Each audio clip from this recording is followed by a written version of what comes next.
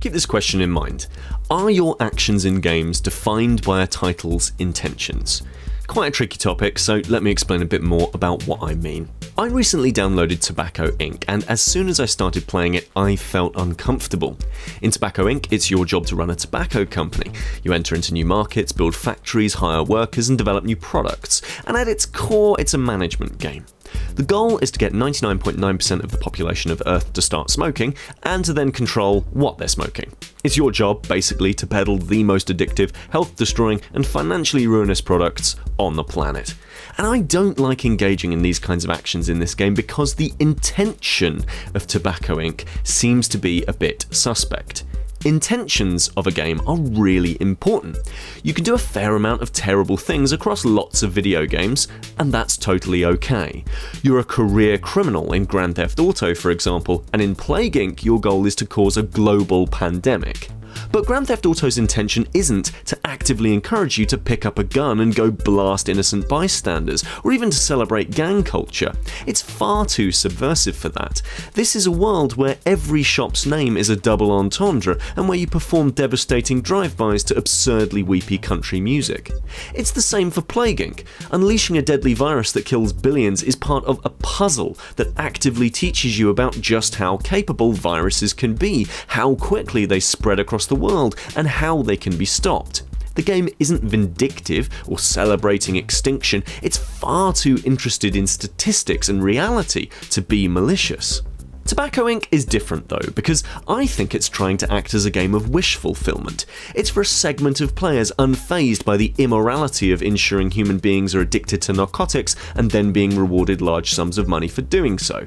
It doesn't send the whole industry up and highlight how mind-shatteringly evil big tobacco can be. Tobacco Inc. nods to realism by including facts and statistics, but a lot of them are very anecdotal and not really anything to do with the tobacco industry or its gameplay mechanics. Luck plays a big part in whether or not you'll initially be successful in a region, and it's doled out by a Zoltar fortune-telling machine or a spin of a wheel, whereas in real life, success is usually based upon lobbying a government official or a particularly insidious advertising campaign. Then there's the way products are developed. You have to create increasingly attractive and lucrative cigarettes and theme them by region, and within them include ever more addictive chemicals to enslave your audience. But there's no backlash in the game, no sense that what you're doing is hurting people. The promotional art for the game is all attractive anime babes having a nice time smoking, rather than old decrepit men wheezing their last as their lungs fail them.